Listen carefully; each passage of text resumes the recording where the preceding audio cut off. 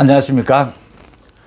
대가리가 깨져도 문재인이라는 대깨문, 이제 대깨문과 문이 이별해야 될 시간이 다가온 겁니까? 우리 인이 마음대로 하라. 지금 3년이 넘었죠.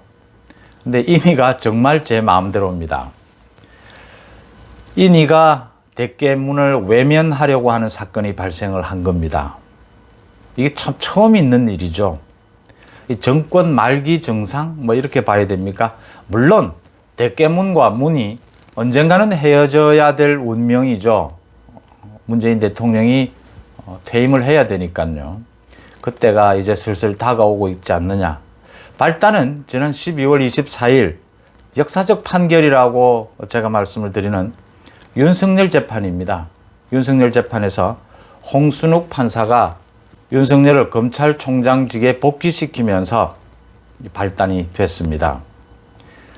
이러면은 대깨문 생각은 당연히 우리 인이가 판결에 불복을 하고 이제 윤석열에 대해서 탄핵을 하고 홍순욱을 탄핵해야 된다라고 해야 되는데, 인이가 그 다음 날인 25일 판결에 승복을 하고 사과를 했습니다. 대깨문을 배신한 거죠. 이렇게 되니까 대깨문들이 지금 어떻게 해야 될지를 모르고 우왕좌왕하고 있습니다. 조금 정신없는 짓을 해도 우리 정치에 양념 같다라면서 옹호를 해준 인이었죠. 근데 그 인이가 이번에는 달라진 겁니다. 이렇게 인이가 달라져 버리면 그동안 대깨문들의 얘기를 듣고 윤석열 제거에 앞장섰던 조국이나 추미애는 이제 어떻게 됩니까? 조국과 추미애 그 망나니 칼춤은 어떻게 되나? 어떻게 이런 일이 생길 수 있나? 이런 얘기입니다. 대깨문들 사이에서는 우리 인이가 너무 힘들어서 고개를 잠시 숙이고 쉬는 것 아닌가 이런 생각도 합니다. 아직 우리 인이에 대한 비판은 하지 않는 걸로 봐서요. 그래서 우리 힘든 인이를 도와주라고 이제 여권 전체에다가 문자 폭탄을 날리고 있습니다. 윤석열 찍어내기, 윤석열 탄핵, 홍순욱 판사 탄핵 강요를 하고 있습니다. 대깨문들이 잘하는 수법이죠. 그래서 이 대깨문들의 명령을 받고 김두관, 추미애가 실망스럽지 않게 또 나섰습니다. 김두관은 대선 후보로서의 불이 다 꺼져버린 이 존재감을 다시 살려야 된다라는 이런 급박함이 있죠. 또 추미애는 이판사판입니다. 지푸라기라도 잡아야 되는 심정이니까 김두관과 추미애가 대깨문의 이 강압 명령을 듣고 나섰습니다. 김두관은 어제도 윤석열 탄핵을 외쳤습니다. 지금 윤석열 탄핵을 하면 역풍이 온다라고 하는 당내의 이런 우려에 지금 당장 태풍이 와 있는데 무슨 역풍을 우려하느냐? 맞습니다. 태풍이 와 있습니다. 김두관이 주변에 얘기를 했습니다. 지금 하루에 4,000명, 5,000명의 문자 폭탄이 온다. 윤석열 탄핵에 앞장서라라고. 자기에게는, 김두관 자신에게는 이 문자 폭탄이 태풍인 겁니다. 그러니까 지금 태풍이 와 있는데 무슨 역풍 걱정하느냐. 근데 문제는 대부분의 국민들이 그걸 태풍으로 여기지 않는다는 거죠. 지금 자신만의 태풍인 겁니다. 그러니까 민주당 의원들 한 10여 명이 가담을 했습니다. 이 윤석열 탄핵에. 그렇지만 민주당 지도부인 이낙연, 김태년이 제지를 하고 나섰습니다. 어제 민주당 의원총회에서 지도부가 지금은 탄핵을 할 때가 아니고 검찰 개혁을 할 때다. 소위 기소권, 수사권 해서 검찰의 수사권을 완전히 없애고 아예 검찰청 이름도 없애는 이런 개혁을 추진할 때다라고 일단 윤석열 탄핵은 제지를 했습니다.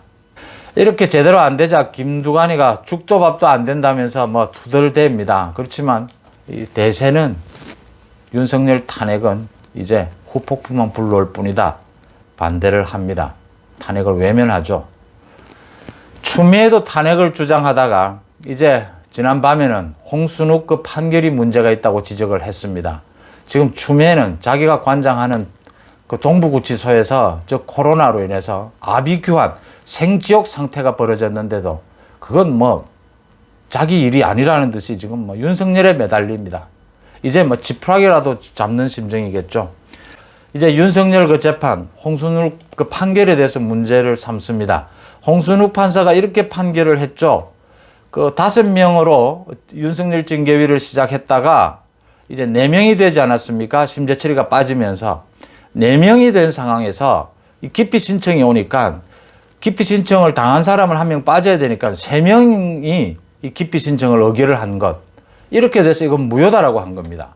총 인원이 7명이니까 4명 이상은 돼야 된다라는 거죠. 근데 추미애 주장은 뭐냐 하면 정족수는 이 의결 정족수가 있고 의사 정족수가 있는데 7명에서 4명은 의사 정족수다. 근데 기피 신청에 대해서는 의결 정족수만 되면 된다. 4명에서 기피 신청을 해당자는 뺄 수밖에 없으니까 3명으로 의결을 해도 문제가 없다. 이런 얘기입니다, 지금. 이 논란은 될 수가 있습니다. 근데 홍순욱 판사는 이건 문제가 된다라고 해서 무효로 판결을 한 거죠. 이러나 저러나 지금 추미애가 이 윤석열 재판 가지고 지금 이야기할 때입니까? 이미 다 버스는 지나가고 말았는데요. 정치적 주장인 거죠. 그 논란은 그 논란대로 한번 정리가 필요한 부분이긴 하지만 지금은 이미 판결은 내려졌고 정해진 것이죠. 또 꼭 필요하면 항소하면 됩니다. 그러다가 대깨문들에게 지금 머리가 좀 골치 아픈 게 지금 윤석열 탄핵을 밀고 나가는 게 이 우리 인이가 판결에 승복한다고 했는데 이렇게 되면 벌써부터 인이에게 항명하는 이런 경우가 되는데 이 부분은 어떻게 되는가 하는 것도 부담입니다. 지금 인이와 뭐 헤어져야 된다는 건 언젠가는 헤어져야 하겠지만 그 헤어지는 시기가 지금인가 지금 혼란스러운 거죠. 인이를 대신할 다른 후보도 지금 구하지 못한 것 아닙니까? 지금 드러났다시피 이낙연, 지금 대깨문들이 이낙연에 의지하고 있지만 이낙연을 믿지는 못하는 것 아닙니까? 이재명은 오히려 적보다 못하다는 얘기도 나오는 거고요. 지금 후보를 구하지 못했다. 뭐 조국이나 김경수가 후보로 올랐지만 인물이야 인이만큼 좋죠. 그런데 조국, 김경수는 자기들 지금 코앞에 재판 때문에 자기 코가 석자죠. 이제 너덜너덜해져 버려가지고 도대체 대안이 될 수 있는가? 대깨문 안에서도 의문인 겁니다. 대깨문이 이렇게 권력 노름을 하는 것은 첫째, 국정을 소수의 대깨문들로서 인터넷, SNS 활동으로 국정을 좌지우지한다는 그 완장을 찬 권력 노름하는 그 즐거움, 거기에 취할 수 있다는 것 하나.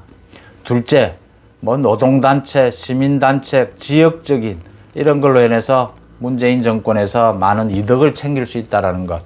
쏠쏠하지 않습니까? 그런 걸로 대깨문이 참 즐거운 한 시절을 보냈는데 이제 그 균열이 생기고 있는 겁니다. 뭐 한 1년 뒤에나 생각해도 될 부분이었는데 역시 권력이라는 건 내려올 땐 직선으로 내려온다고 이야기를 하죠. 벌써부터 문과 이별해야 될 시간이 왔나 이런 생각을 하게 되는 모습들이 지금 여권 곳곳에서 파열음이 터져 나오고 있는 부분입니다. 도대체 윤석열을 어떻게 대처해야 되느냐? 도대체 윤석열 재판에 가담한 저 판사들을 어떻게 해야 되느냐? 정경심 재판부는 도대체 어떻게 처리해야 되느냐 해서 지금 대깨문들이 또 여권이 고민에 빠진 겁니다. 제가 아는 한 기업 하시는 분 중에 그러니까 노무현, 노사모 초기부터 노사모 멤버로서 노무현과 또 개인적인 관계도 있고 해서 활동했던 분이 있습니다. 소위 골수 노사모죠. 그 이후에 노사모가 이제 문재인을 차기로 이렇게 추대를 하면서 문바로 바뀌게 됩니다. 이 문바로 바뀌면서 이제 문재인 대통령 만들기에 성공을 한 이후에 이 문바가 대깨문으로 바뀌게 되죠. 이제 우리 인이 마음대로 해라라고 하는 대깨문으로 바뀌면서 그 대깨문의 행태를 지켜보면서 그 기업가는 사석에서 저한테 얘기가 이제는 자기가 빠져야 될 시점이다. 노사모가 문바가 돼서 문재인 정부가 탄생되는 순간에서 사실은 해체를 했었어야 한다. 그게 해체를 하지 않고 문바가 대깨문으로 넘어오면서 거의 종교적인 사교 집단으로 바뀌어 버렸다. 이건 대화가 안 된다 이제. 뭐 확정 편향이라고도 하는데 대화가 되지 않는 수준으로 되어버렸다. 그 사람 제가 아는 그 기업가는 빠지면서 그 대깨문의 행태를 비판을 했던 것이 생각이 납니다. 도대체 환멸을 느낀다라는 거고 또 하나는 문재인 정부가 이렇게까지 능력이 없을 줄 몰랐다. 국정관리 능력이 거의 바닥 수준이다. 노무현 정부와 비교하면 너무나 많은 차이가 난다라는 부분이었습니다. 그러니까 노무현 이후 대안을 잘못 찾았다라고 하는 데 대해서 반성을 하는 부분이 있었습니다. 이제 내일이면 한 해가 저물죠. 저는 이런 생각을 합니다. 지금 대깨문들이 윤석열 탄핵에 앞장서라고 여권의 많은 사람들에게 문자 폭탄을 날리고 여기에 앞장서지 않는 사람들을 비판합니다. 하지만 아직 문재인, 우리 인의는 비판을 하지 않고 있습니다. 이거 인의와 헤어져야 할 시간은 오는 것 같은데 인의를 비판할 때가 아닌가, 아주 우왕좌왕하는 거죠. 대깨문의 이 같은 강압, 문자 폭탄에 따라서 여권이 다시 한번 이 허리띠를 졸라매고 윤석열 탄핵에 나서야 되지 않느냐 이렇게 봅니다.